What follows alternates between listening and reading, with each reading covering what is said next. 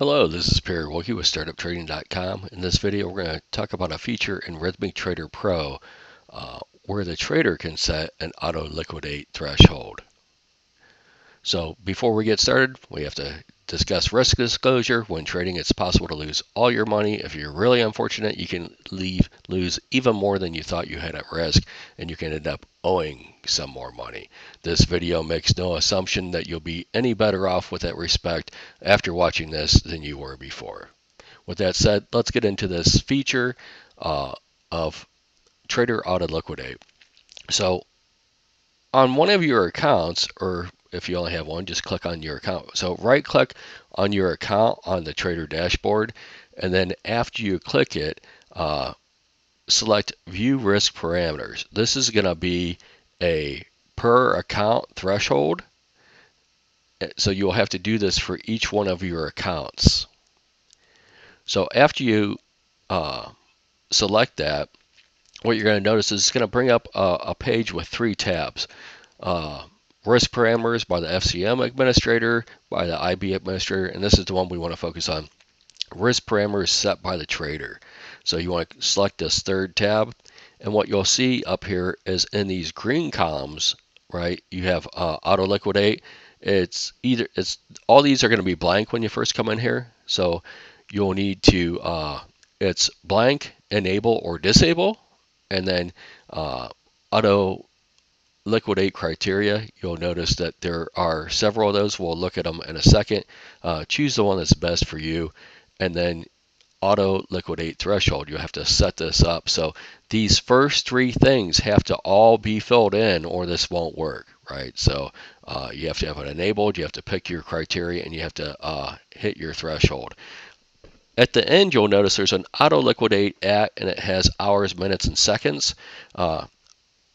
I have this set just in case of a power fail or internet failure, and all I can do is tell you, what's happened with me so far. And you'll want to check this out on your trading platform. You'll want to test it, make sure it works. You'll want to make sure that the minimum account balance works. If you have it set right, if you set it higher than your account balance, as soon as you enter a trade, it's either not going to fill out or put you in and take you right back out, so you'll have a small loss. So do it with a micro on a 1 lot or something. Test it out. Would be my suggestion for you to make sure that you're comfortable with setting it. If you set this level with the wrong number, it's not going to work. If you set it higher than your account balance, it's going to stop you out as soon as you enter a trade, or not even send your trade to the exchange. If you set it too low, obviously it's going to be of no help.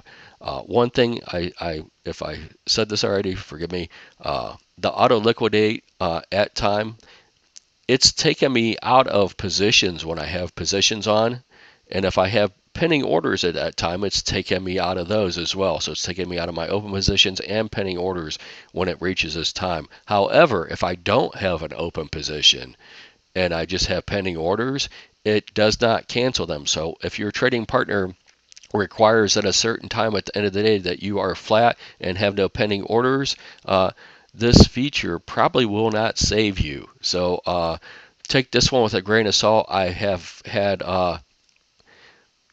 mixed bags with this. Sometimes it works as I think it will, and other times it doesn't seem like it does anything. I have not had any problems so far with the auto liquidate threshold, so that's awesome. And again, you can see down here by product, you have no trading from time, no trading to time, and liquidate at time. I have not tested out this feature, so if you want to try to use this, same thing, test it out, make sure that your settings are the way you think they are, that it's doing what you think before you can trust it. So when we look at this auto liquidate criteria, what you'll notice is when you hit this drop down box, you got the blank, minimum account balances, which is the one I like to use, percentage of cash on hand loss, percentage of margin reserve loss, loss limit, trailing minimum account balance, limited trailing minimum account balance. You can use any of those. You'll have to mess with the settings, make sure that they're doing what you think they're going to do. I've only ever used a minimum account balance. So I hope this works for you. Remember, you need to have the first 3 of these set to do it.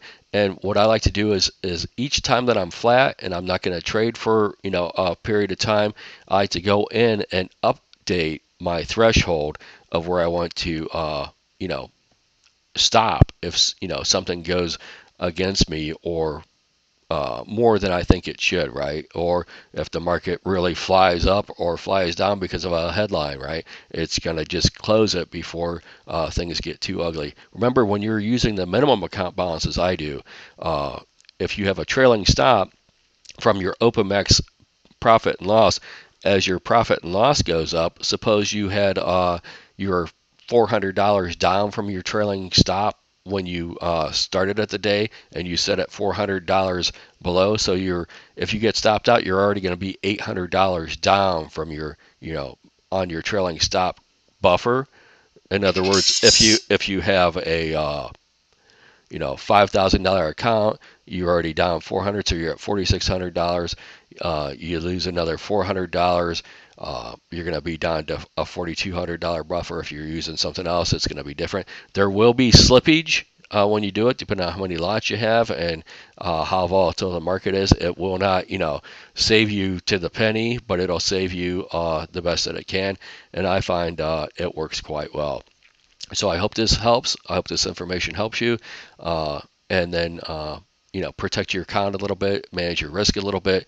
And if you need an Apex coupon code, hit the show more button at the bottom of this video. We'll try to, as long as we're allowed to, keep an up-to-date coupon code in this video. So check back if you ever need one on this video. And then check out our website at startuptrading.com.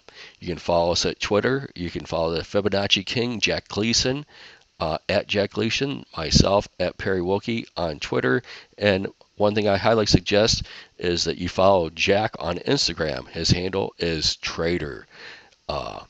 If you like this content, give this video a thumbs up.